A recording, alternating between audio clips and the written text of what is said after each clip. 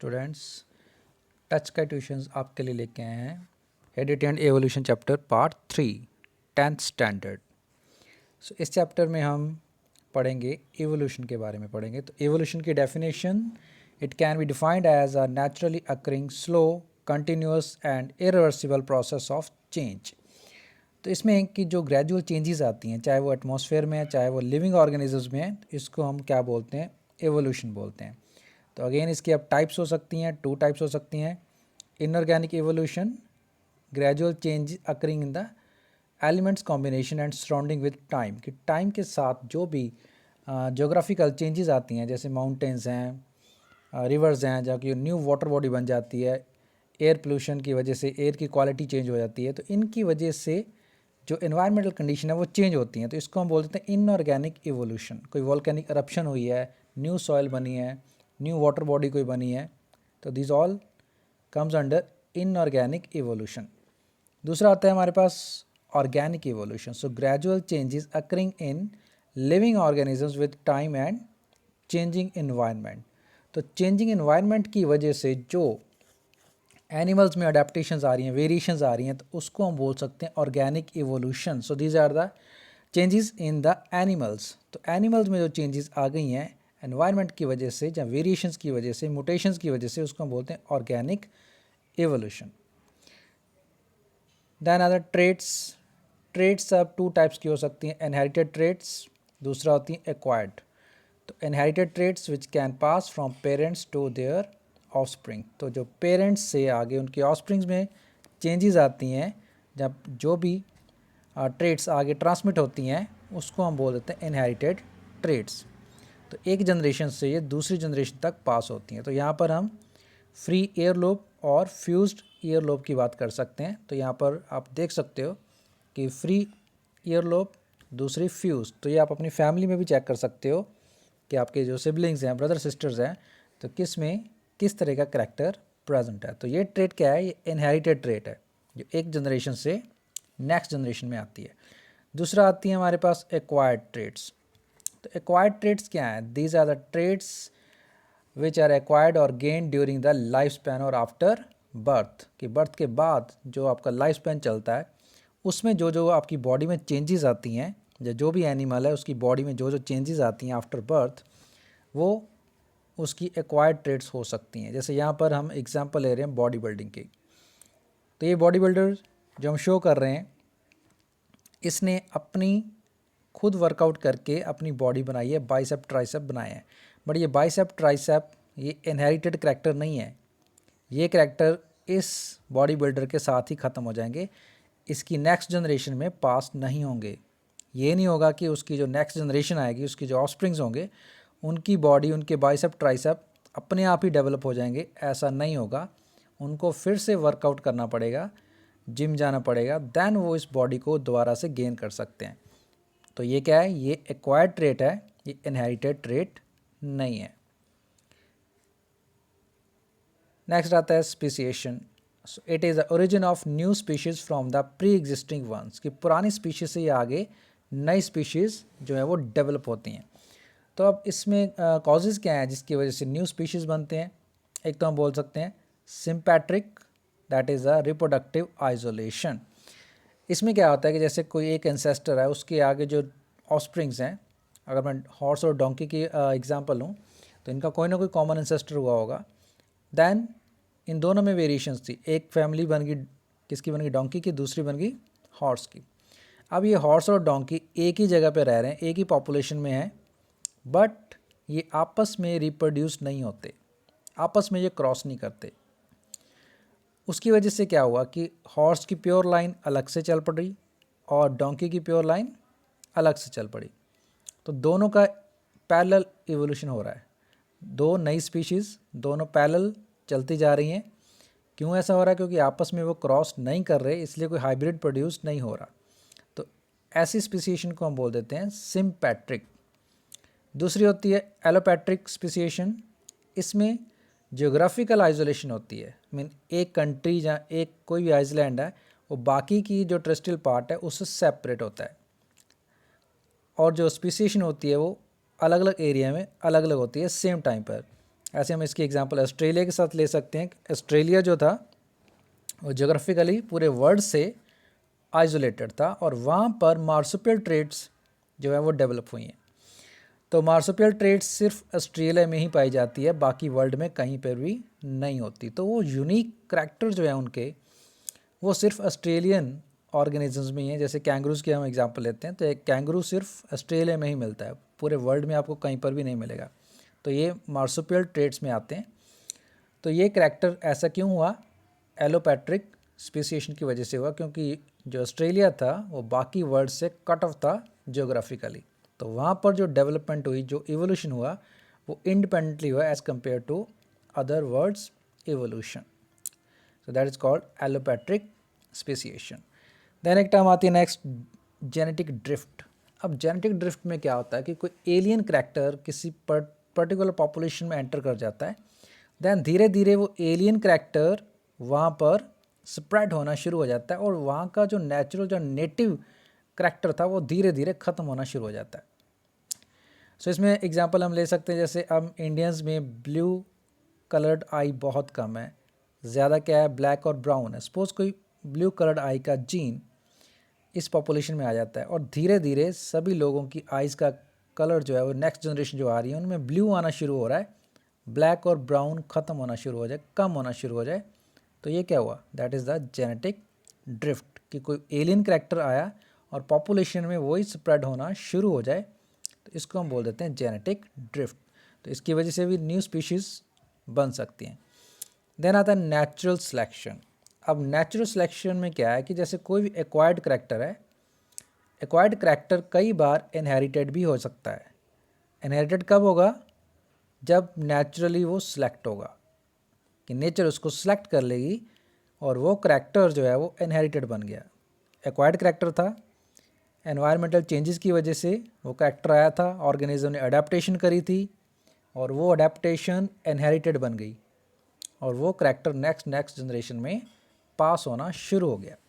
सो ये natural selection process बोलते हैं, कि जिस करैक्टर को नेचर ने सिलेक्ट कर लिया और उसको नेक्स्ट जनरेशन में जो इनहेरिट कर दिया, that character is called inherited character और process is called natural selection.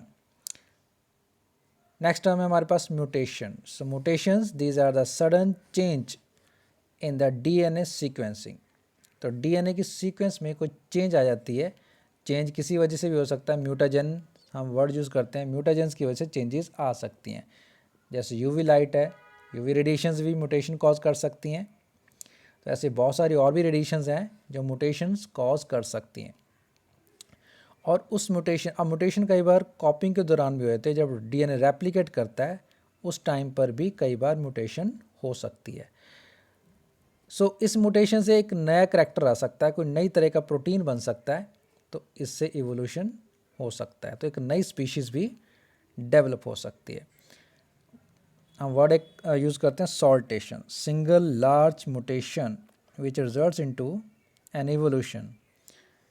So saltation word हम यूज़ करते हैं कि एक बड़ी लार्ज म्यूटेशन हो सकती है जिसकी वजह से एकदम से कोई नई स्पीशीज़ बन सकती है और नई स्पीशीज़ जो है वो इवॉल्व हो सकती हैं, उसको हम सॉल्टेशन भी यूज़ करते हैं वर्ड उसके लिए। सो ये सारे क्या थे? स्पेसिएशन के कॉजेज़ थे। नेक्स्ट हम स्टडी करेंगे methodologies to study evolution. So evolution को स्टडी करने के लिए अलग अलग मेथड्स हम यूज़ कर सकते हैं। इसमें फर्स्ट हम बात कर रहे हैं होमोलोगस ऑर्गेन्स की। तो organs having same origin but different functions, in organisms organs को हम क्या बोलते हैं? होमोलोगस ऑर्गेन्स बोलते हैं। So these represents divergent evolution. Divergent evolution क्यों? क्योंकि इनका कोई एक एंसेस्टर था, बाद में ये सारी ग्रुप्स जो थे, जब फाइलम जो थे वो सेपरेट हो गए। अब इसमें हम एग्जांपल ले सकते हैं फोर लिम्ब्स की। तो फोर लिम्ब्स, इसमें हमने ह्यूमन की फोर लिम्ब की बात करी है, कैट की, वेल की और बैट की। तो ये इनका ओरिजिन सबका सेम है, सभी में ह्यूमरस है, रेडियस है, अल्ना, कार्पल, मेटाकार्पल, फ्लैंजेस ऐसे हो सकते हैं पार्ट्स। तो एक कॉमन इनमें एक ओरिजिन है, कि ओरिजिन इन सबका कॉमन है, बोनी स्ट्रक्चर है, बोन्स के ऊपर क्या है? फ्लैश है, स्किन है, बट इनके फंक्शन डिफरेंट है। तो फंक्शन क्या है? ह्यूमन मल्टीपर्पज़ हैंड है, कैट रनिंग के लिए यूज़ कर रही है उसको, वेल स्विमिंग के लिए यूज़ कर रही है फोर लिम्ब को, और बैट फ्लाइट के लिए फोर लिम्ब को यूज़ कर रहा है। तो ओरिजिन सबका सेम है बट फंक्शन सबका डिफरेंट है। तो इस कंडीशंस को, ऐसे ऑर्गन्स को हम क्या बोलते हैं, होमोलोगस ऑर्गन्स। तो इससे हमें डाइवर्जेंट इवोल्यूशन के बारे में इंफॉर्मेशन मिलती है। नेक्स्ट आता है हमारे पास एनालॉगस ऑर्गन्स। तो organs having different origin but same function, so these represent convergent evolution. अब इसमें अलग अलग ग्रुप्स के एनिमल्स हैं, बैट है, बर्ड है, इंसेक्ट है, ये हमने एग्जांपल लिए है, बट इनके जो विंग्स हैं उन सभी की फॉर्मेशन डिफरेंट है। बैट की बोन होगी और स्किन से बने हुए हैं, बर्ड फीदर्स हैं, इंसेक्ट्स के काइटिनस मटेरियल से बने हुए हैं, काइटिन से बने होते हैं विंग्स इनके। तो सबका ओरिजिन डिफरेंट डिफरेंट है बट फंक्शन सबका एक है, दैट इज़ फ्लाइट। सभी ये ऑर्गेनिज्म फ्लाइट ले सकते हैं। तो इसलिए हम इसको क्या बोलते हैं, कन्वर्जेंट इवोल्यूशन। की अलग अलग ग्रुप से ऑर्गेनिजम्स एक पॉइंट पे, एक प्लेटफॉर्म पे इकट्ठे हो रहे हैं, वो प्लेटफॉर्म क्या है, फ्लाइट का। तो ऐसे ऑर्गन्स को हम बोल सकते हैं एनालॉगस ऑर्गन्स, और ये कन्वर्जेंट इवोल्यूशन के बारे में हमें इंफॉर्मेशन प्रोवाइड करते हैं। देन नेक्स्ट मेथडोलॉजी है फॉसिल्स की। तो फॉसिल्स क्या होते हैं, these are the dead well preserved remains of the primitive organisms. तो पुराने प्रिमिटिव ऑर्गेनिजम्स कई बार अर्थ क्रस्ट में दब जाते हैं, किसी भी कॉज से दब सकते हैं, लैंडस्लाइड होगी उसकी वजह से दब सकते हैं, या वॉल्केनिक eruption हुई उसकी वजह से दब सकते हैं। तो अलग अलग मेथड से ये चीज़ें हो सकती हैं। तो इसकी वजह से जो ऑर्गेनिजम्स की बॉडीज़ हैं, उसके बॉडी पार्ट्स खासकर स्केलेटन जो होता है वो वेल प्रिजर्व्ड हो जाता है और वही फॉसिल बन जाता है, तो जिसको हम लेटर ऑन स्टडी कर सकते हैं। तो फॉसिल्स मिलने से हमें पुराने ऑर्गेनिजम्स के बारे में इंफॉर्मेशन मिलती है। जैसे डायनासोर्स पहले थे, हमें कैसे पता चला, हमें उनके फॉसिल मिले जिससे हमें पता चला कि पुराने टाइम पर ऐसे डायनासोर जैसे ऑर्गेनिज्म भी अर्थ के ऊपर प्रेजेंट होते थे। अब फॉसिल से हम उनकी एज भी फाइंड आउट कर सकते हैं, तो एस्टिमेट भी लगा सकते हैं। एक तो हम वर्ड यूज़ करते हैं रिलेटिव मेथड। रिलेटिव मेथड में क्या है कि जितना हम डीप खुदाई करते जाएंगे उतने ही पुराने फॉसिल हमें मिलते जाएंगे। तो यहाँ पर डायग्रामेटिकली भी हमने शो किया, so the deeper we dig the farther back in time we see. तो जैसे यहाँ पर अर्थ की अलग अलग लेयर्स बताई हुई हैं, तो जहाँ पर जितना डीप जाते जाएंगे उतनी वो पुरानी लेयर होगी, और वहाँ पर जो फॉसिल मिलेंगे उतने ही ज़्यादा वो पुराने होंगे। तो ओल्डेस्ट फॉसिल आपको डीप लेयर्स में मिलेंगे, और अपर क्रस्ट में आपको कौन से मिलेंगे, लेटेस्ट वाले मिलेंगे। देन नेक्स्ट मेथड होता है कार्बन डेटिंग मेथड। ये फिजिक्स की एक टेक्निक है। इसमें कार्बन आइसोटॉप C14 उसका डिके काउंट किया जाता है, उसका डिके कांस्टेंट निकाला जाता है। देन जो स्पेसिमेन हमें मिलता है, जो फॉसिल मिलता है, उसका भी डिके कांस्टेंट निकाल के कंपेयर कर सकते हैं कि कितना डिके हो चुका है। तो डिके रेट से हमें उसकी एज के बारे में पता लग सकता है, हम उसकी कैलकुलेशंस कर सकते हैं। तो ये एक फिजिक्स का एक मेथड है जिससे हम किसी भी ऑब्जेक्ट की एज जो है वो डिटरमाइन कर सकते हैं। That method is called carbon dating method, जिसकी हेल्प से हम फॉसिल्स की एज फाइंड आउट करते हैं। फिर हमें पता चलता है वो कितने मिलियन ईयर्स एगो वो स्पीशीज़ सर्वाइव करती थी। देन कॉमा शेप्ड एम्ब्रियोस, ये भी एक करैक्टर है जिससे हमें ये पता चलता है कि सभी ऑर्गेनिजम्स का कोई कॉमन एंसेस्टर था, और डेवलपमेंट उनकी ऑलमोस्ट सेम स्टाइल से हो रही है। तो यहाँ पर हमने एम्ब्रियोज कंपेयर करे हैं, फ़िश का है, सैलमेंडर का है, टर्टल्स का है, चिकन है, रैबिट और ह्यूमन का। अब स्टार्टिंग में फर्स्ट लाइन देखो आप, फर्स्ट लाइन में सभी की शेप क्या है, कॉमा शेप्ड है। सभी कॉमा शेप्ड एम्ब्रियो हैं, एक जैसे ही एम्ब्रियो हैं। तो स्टार्टिंग स्टेज में कोई पहचान नहीं सकता कि ये एम्ब्रियो किसका है। तो ये एक उनका कॉमन करैक्टर है, एक यूनिक फीचर है। इससे हमें आइडिया मिलता है कि सारे ऑर्गेनिजम्स किसी एक ही एंसेस्टर से डेवलप हुए हैं, तो इनका आपस में कोई रिलेशन है। इसके बाद जैसे जैसे स्टेजेस आगे बढ़ती चली गई, एम्ब्रियो से यंग वन की फॉर्मेशन हो रही है, देन वेरिएशंस आप देख सकते हो। फिर आपको समझ में आता है कि ये कौन था, ये फ़िश थी, ये सैलमेंडर था, ये टर्टल था, ये चिकन था, रैबिट था और human baby.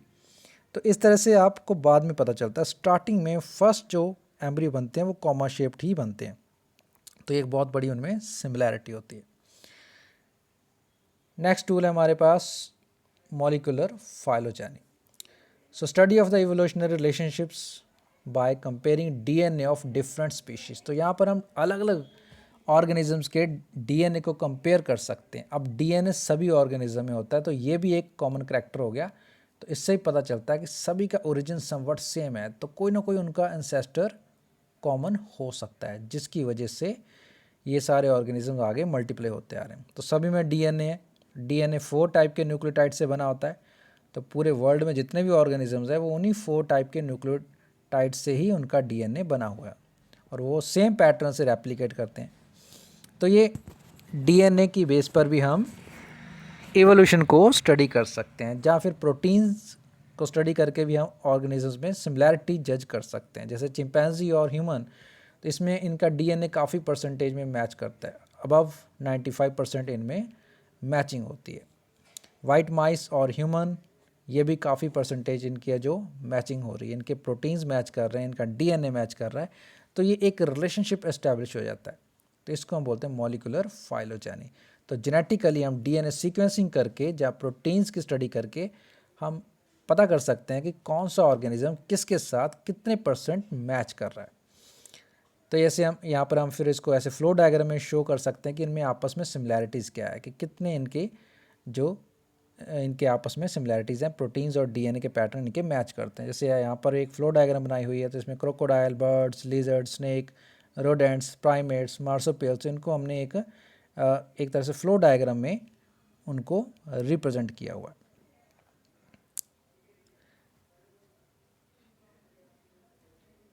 Then last topic है हमारे पास ह्यूमन एवोल्यूशन। अब ह्यूमन एवोल्यूशन, ये माना जाता है कि एवोल्यूशन जो है वो अफ्रीका में स्टार्ट हुआ, कि जो फर्स्ट सबसे पुराने ह्यूमन लाइक फॉसिल जो मिले हैं वो अफ्रीका से ही मिले अभी तक। तो अफ्रीका में ही ह्यूमंस का ओरिजिन हुआ है, वहीं से ह्यूमन बीइंग पूरे वर्ल्ड में स्प्रेड हुई है। तो ह्यूमन की हैबिट है, कोई एक जगह पे वो नहीं रुकता, फूड की सर्च में या शेल्टर की सर्च में वो आगे आगे बढ़ता चला गया। कुछ स्पीशीज़ उसकी, जहाँ कुछ उसकी फैमिलीज़ एक पर्टिकुलर एरिया में रुकी, वहीं पर उन्होंने रिप्रोडक्शंस करी, उनकी पॉपुलेशन बनी, वो वहीं पे एस्टैब्लिश हो गए। बाकी ह्यूमन बीइंग जैसे जैसे अलग अलग कंट्री में जाते गए, उनके अकॉर्डिंगली अडेप्टेशन भी हुई हैं, कि जैसे जैसे इन्वायरमेंटल कंडीशन थी उनके अकॉर्डिंगली उनकी बॉडी में थोड़ी सी चेंजेस भी आई हैं। कोई वाइट पीपल हैं, कोई ब्लैक पीपल हैं, कलर कम्प्लेक्शंस उनमें बन रहे हैं, बॉडी फिजिक का थोड़ा बहुत फ़र्क होता है कई बार। तो एक जेनेटिक पूल्स बनते चले गए। हर कंट्री का एक अपना जेनेटिक पूल है, कि वहाँ की पॉपुलेशन में पर्टिकुलर टाइप के जीन्स मिलते हैं। अब अफ्रीका में डिफरेंट है, ब्लैक, और यूरोपियन कंट्री में वाइट है, तो उनका जीन पूल वैसा है और उनका वैसा है। तो ह्यूमन का जो फॉसिल्स मिले हैं अफ्रीका से, वो सबसे पुराने वहीं से मिले, इसलिए हम ये मान के चलते हैं कि अफ्रीका से ही ह्यूमन एवोल्यूशन हुआ है। तो यहाँ पर जो ह्यूमन की स्पीशीज़ हमें मिली हैं वो उनके नेम दे रखे हैं। तो सबसे पहले क्या है, एस्ट्रेलोपिथेकस, ह्यूमनिड भी बोला गया, ह्यूमन लाइक क्रिएचर्स। देन उसके बाद होमो हैबिलिस, ये इसके स्केलेटन मिले हैं। देन होमो इरेक्टस, देन होमो निंद्रालेंसिस, देन होमो सैपियंस सैपियंस, ये लेटेस्ट है, कि आज का जो ह्यूमन बीइंग है उसको हम क्या बोलते हैं, होमो सैपियंस सैपियंस। तो ह्यूमन जो है वो एक तरह से मंकी से ही इवॉल्व हुआ है। तो मंकी से ही आगे न्यू ह्यूमन बॉडी या ह्यूमन बीइंग्स के डेवलपमेंट हुई है। तो ये हमने ह्यूमन इवोल्यूशन के बारे में पढ़ा है। सो ऐसे ही वीडियोस देखने के लिए आप सब्सक्राइब करिए मेरे channel Sukhwinder Singh the science guru. Thanks.